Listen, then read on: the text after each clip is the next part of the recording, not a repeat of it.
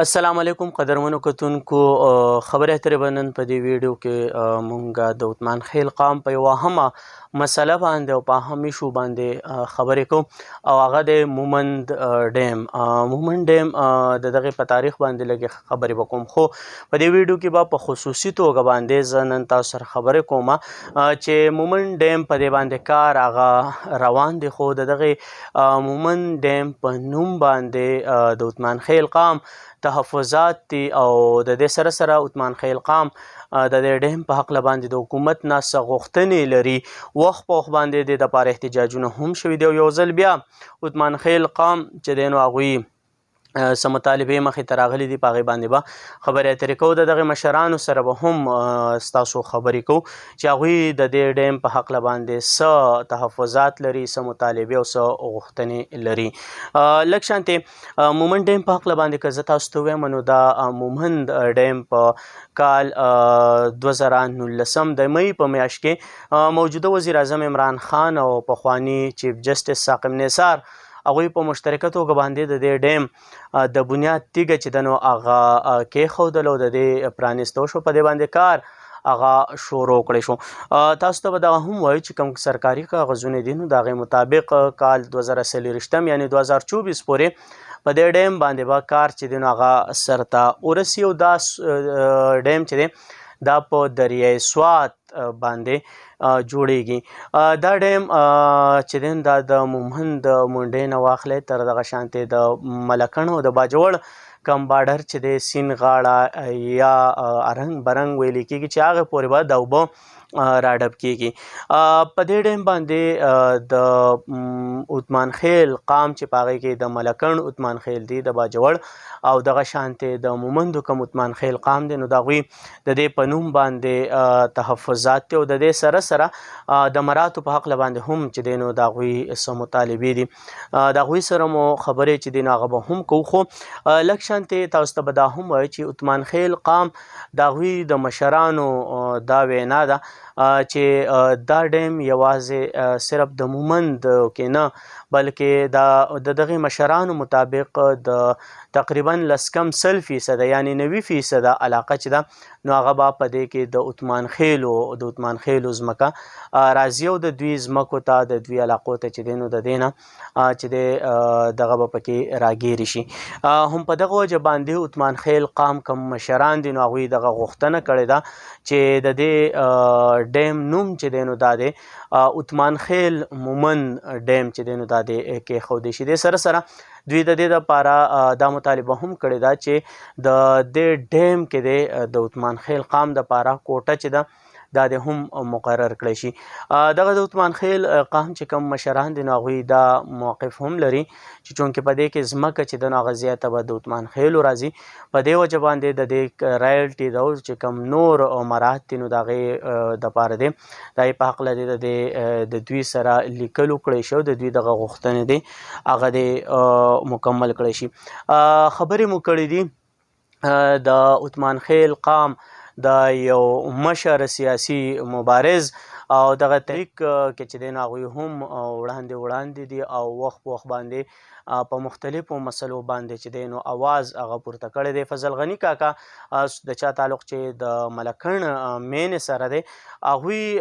سره چې دی نو هغوی را سره دا وخت په لاین باندې موجود دي د هغوی سره به خبرې اترې کوو چې څه مطالبې لري څه غوښتنې لري او د دې ډیم په هکله باندې څه وایي فضل غني کاکا تاسو ته پروګرام کې په خیرالی او ستړي مشي وایو او لږ شانتې راته دا ووایئ چې د دې ډیم په نوم باندې د عثمان خیل قام څه تحفظات دي او څه غوښتنې لرئ چې دا ډیم کې د عثمان خیل قام د کومه ځمکه راغلې ده دغه ټول تفصیل چې دی دغه ډیټیل زموږ کتونکو ته ووایئ بسم الله الرحمن الرحیم ستاسو ډېره مهرباني چې په دې اهم مسله باندې موږ ته د خبرو کولو موقع راکړه دا ډیم چې کم دی نو دا خو ټیک ته بنیادي طور دا د مومندو په ایریا کې جوړ دی خو دا چې په کم سیند باندې لکه تړلی کېږي نو د دې ډب چې کم دی نو دا ډېر مخکې راځي او د مومندو او د عثمان خیلو علاقه چې کم دی نو دا شریکه ده دا عثمان خیل داسې یو قوم دی چې دا مطلب دی دا په مومند جلسۍ کې هم دی دا په ملاکنډ کې هم دی. اوس خو مومند مرجر شو، هغه مطلب ډسټرک شو، مومند ډسټرک شو. مخکې پاټا وه، اوس چې کوم دا عثمان خیل قوم دا په ملاکنډ کې هم دی، دا عثمان خیل چې کوم دی دا په باجوړ کې هم دی، دا عثمان خیل چې کوم دی دا په دیر کې هم دی، او دا دریای سوات او دریای پنجکوړه دا چې کوم ځای میلاو شوي دي، د هغې نه په ښکته دا په دغه سیند باندې بیا دا ډیم جوړیږي. نو مطلب دا دی چې د دې خلکو دا تحفظات دي چې یو خو مطلب دا دی چې دا علاقه چې کوم دی نو دا د عثمان خیل هم افیکټ کیږي. دا خلک دا وایي چې یاره د دې ډیم نوم چې کوم دی نو دا عثمان خیل مومند ډیم پکار دی. بله دا ده چې دا خو د دې علاقې نه دا سیندونه تیریږي او د دې ډب به چې کوم دی نو دا به ډېر بر ځي، دا هغه رنګ برنګه پورې به دا ځي. نو پکار دا چې د دې د رایلټي مسله ده، دې کې بیا د سروس د عوامو د سروس خبره ده. نو مطلب دی چې دې خلکو ته پکې د خپل حق میلاو شي عثمان خیل قوم ته، او نوم یې بس عثمان خیل مومند ډیم کېښودی شي. نو دا به ډېره ښه. فضل غني کاکا دا هم راته ووایه چې که چېرې دغه مطالبې ستاسو غوښتنې پوره نه شوې نو را روان لی عمل به د عثمان خیل قام د مشرانو یا ستاسو چې دی نو څه به وي، څه به کوئ مخکې؟ نو بس بیا به مونږ خپل جدوجهد کوو، مونږ به مارش کوو، لانګ مارش به کوو. اول خو زمونږ دا خبره ده چې مطلب دا دی چې په دا خبره دې ومنلی شي، دا یو مطلب دا دی حق بجانب او یو دغه خبره ده، یو جایزه خبره ده. په دې کې دا داسې خبره نه ده چې دا ګنې بل قوم ته د دې نه تکلیف دی یا هغه ته مطلب دا مشکلات جوړېږي یا د هغه پکې څه تاوان دی. خو چونکې دا زمونږ مشترکه خاورې دي او مطلب دا دا ایریا په دغه باندې مطلب دی په دې قومونو، په دې دوو قومونو باندې دا مشتمله ده. لکه څنګه چې تاسو ته ما عرض وکړو چې دا عثمان خیل قوم دا په مومندو کې هم دی، دا عثمان خیل په باجوړ کې هم دی، دا عثمان خیل په ملاکنډ کې هم دی، دا عثمان خیل چې کوم دی دا په دیر کې هم دی. نو مطلب دا لحاظه د دې نوم دی عثمان خیل مومند ډیم کېښودی شي. او دا ده چې د دې کومه رایلټي ده نو مطلب چې دې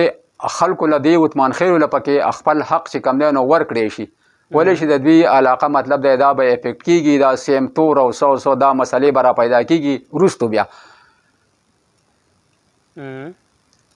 نو دا جایز مطالبات دي، پکار دا چې په دې باندې غور وشي. فضل غني کاکا د وخت راکولو قدرمنو کتونکو د عثمان خیل قام د دغه مشر فضل غني کاکا خبرې تاسو واورېد او څنګه چې هغوی خبره وکړه چې دغه مطالبې د حکومت نه دغه خواست کوي، دغه مطالبه کوي چې د دې نوم دی هغه دی بدل کړی شي او د دوی سره دی لیکل وکړی شي د دې چې کوم رایلټي ده نو د هغې په هکله باندې او دوی د ملکڼ ذکر چې دی نو هغه هم وکړو. دغه ټولې مطالبې چې دی نو هغه دوی وکړې. لږ شانتې که تاسو ته دا هم ووایو چې د دې نه وړاندې په ملکڼ کې 3 بجلیګرې دي او د دغې بجلیګرو نه ټول ملک ده بجلی چې د نو هغه سپلای کېږي، خو اوس هم په ملکڼ کې داسې علاقې شته چې هغوی ګنټه بجلی وي ګنټه پکې نه وي او دغه علاقې چې دی نو اوس هم په تیارو کې ډوبې دي. راځو چونکې خبرې په مومند ډیم باندې روانې دي. دې ډیم به دې قام ته، دې خاورې ته، دې خلکو ته او دې وطن ته ډېره زیاته فایده وي. د سرکاري کاغذونو مطابق د دې ډیم نه به چې دی نو تقریبا 800 میګاواټه بجلی چې د نو دا به پیدا کېږي او بل د 400 پېښور او دغه شانتې د نوښار نورې کمې ځمکې دي، شړې ځمکې هغه به ترې اوبه کېږي او دغه شانتې د سیلابونو خطره هغه به ورسره هم کمیږي. سرکاري کم کاغذونه دي نو په هغې کې دا هم لیکلی شوي دي چې د دې ډیم نه به تقریبا 18,000 ایکړه ځمکه چې د شړه ځمکه هغه به هم اوبه کېږي. خو چونکې د عثمان خیل قام د مشرانو په دې باندې تحفظات دي او مطالبې لري. هم په دې سلسله کې مونږ د ملکڼ د یو ځوان سره څوک چې سیاسي کارکن هم دی او یو ریسرچر دی سکندر ظهیر جهان، هغه سره مو خبرې چې دی دا وخت را سره په لاین دی، دغه سره به په دې هکله باندې خبرې کوو چې ځوان کل سوی یا ظهیر جهان د یو سیاسي کارکن او ریسرچر په توګه باندې دغه ډیم ته په کم نظر باندې ګوري او څه وایي. سکندر ظهیر جهان تاسو ته پروګرام کې هرکلی او ستړي مه شو وایو او راته ووایئ چې څه تحفظات دي د دغه ډیم په هکله باندې تاسو څه نظر لرئ؟ مومند ډیم چې کوم د وفاق او د صوبې د اشتراک باندې جوړیږي دا د باجوړ چې کوم پنجکوړې سیند دی او داسې ارنګ بارنګ او لاندې بیا مومندو ته کوشوی دی نو په دې باندې به ډب جوړیږي او چې کوم دغه ډب بنیادي طور والي کیږي نو دا د مومندو علاقه ده. خو که وکتلی شي نو د دې چې کوم دغه به رارسي اونچایي به رارسي نو هغه به دلته د اتمان خیلو علاقې ته هم کم چې سیلۍ پټي ډېرې او دې خوا سره کوټ علاقې دي نو دا به متاثره کیږي. په دې علاقه کې مونږ وګورو ټول اتمان خیل پراته دي، دې خوا هم اتمان خیل دي، باجوړ طرف ته اتمان خیل دي، اخوا مومندو کې هم اتمان خیل دي. نو بنیادي طور خو څنګه چې دلته د دې اتمان خیلو ته یو بجلیګر آلریډي په دلته ملکنډ کې درګۍ کې شته دی، اوس یو دریم پاور هم ورته جوړ شوی دی. خو د هغې هم دې علاقې ته څه دغه نه رارسي، څه فایده نه ورکړل کېږي. که بجلی وګورو نو بجلي مو ورته ګرانه میلاویږي، حالانکې دا چې کوم ځای کې ډیم یا بجلیګر جوړیږي نو دا بنیادي دا غذي دا خلکو سره دا واده کېږي چې د دې یو خاص سرکلي چې هغې کې به دوی ته بجلي فري ورکړل کېږي او د هغې چې کوم نور ریالټیز دی به هم ورکړل کېږي. نو ملکنډ ته د هغې هم نه ورکړل کېږي، کوم چې دلته اکثریت پکې د اتمان خیلو دی. دغه شانتې اوس مومند ډیم چې کوم دی نو دغه هم د اتمان خیل پکې په دې چې کوم یو دونه غټ پراجکټ دی په هغې کې د حکومت د طرفه او د واکدارانو د طرفه یو سایډلاین شوي دي، هغوی ته هیڅ حیثیت نه دی ورکړی. مونږ دا مطالبه کوو چې په دغه کې د اتمان خیلو سره پوره مرسته وشي او پوره شریک دی، ولې چې دا علاقه چې کومه ده دې سره به د دغه اوبه چې کوم ډب جوړیږي په دې کې به د اتمان خیلو لوی علاقه متاثره کیږي. بله خبره پکې دې کې دا ده چې دغه چې کوم سیند بهیږي نو دا د سیلۍ پټي نه واله داسې د ګړی پورې دا ټول علاقه د اتمان خیلو علاقه ده او په دې کې ټول د باراني ځمکه پرته ده، دا په ایکړونو ځمکه ده. دلته چې اوبه نه راوستل کېږي د هغې بنیادي چې کوم دوی وجه بیانوي هغه دا وایي چې دا غریزه علاقه ده او دې کې د اوبو چې کوم اپاشي سیسټم دی هغه صحیح طریقې سره نه کېږي. نو خلک ورسره زه دا به یو دلیل جوړیږي نو مونږ ووایو چې زه هغه اوبه لږې لاندې دي هغه نشي راتلی. نو بل طرف ته که وګورئ داسې د درګۍ چې کوم نیر دی نو هغه هم په دې خلکو په بل طرف تللی دی. نو دا علاقه ټوله د اوبو په منځ کې ده خو دوی ته څه فایده ورنه کړلی شوله. نو اوس مونږ دا مطالبه کوو لکه په ډېر په سنجیدګۍ سره دا مطالبه کوو د ریاست نه د چارواکو نه چې د اتمان خیلو سره د دونه بد سلوک یا ناروا سلوک نه کېږي. دغه چې کوم ډیم دی په دې کې دی د اتمان خیلو ته پوره حصه ورکړلی شي، په دې کې د کوم ریالټیز دي په هغې کې هغوی ته حصه ورکړلی شي او بل د دې چې کوم نوم دی نو هغه دې بدل کړی شي، هغې ته د اتمان خیل مومند ډیم نوم کېښودلی شي. نو موږ دغه مطالبه ده چې پکار ده چې د اتمان خیلو سره انصاف وشي. ډېرې زیاته مننه سکندر زیر جهان د وخت راکولو دومره ګټورو خبرو کولو. قدرمنو کتونکو تاسو دغه خبرې اترې واورېدې د اتمان خیل قام د دغه ځوانانو د دغه مشرانو او د هغوی چې کوم تحفظات دي حکومت نه دغه خواست کوي دغه مطالبه کوي چې دغه مطالبې دی هغه دې پوره کړی شي، چونکې دغه ډیم یو ډېر اهم ډیم دی او موږ مخکې هم خبره وکړه چې د دې نه به د وطن ته د خاورې ته د خلکو ته ډېره لویه فایده به ورته رسي. خو کم تحفظات دي او کمې غوښتنې دي د اتمان خیل قام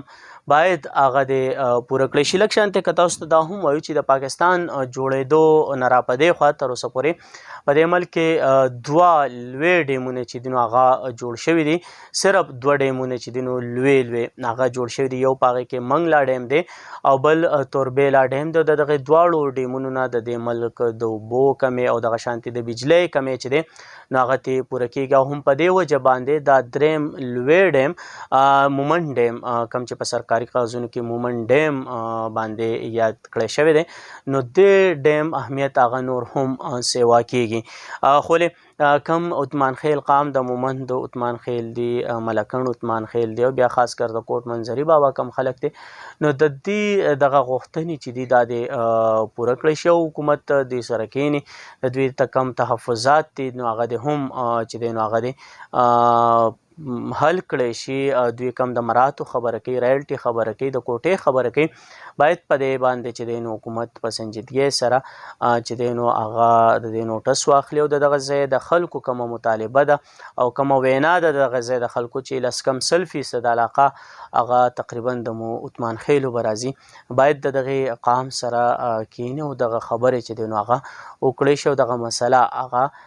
حل کړی شي، ځکه چې مومند ډیم دا یو اهم ډیم دی او د دې نه به د ملک ته ډیره لویه فایده وي.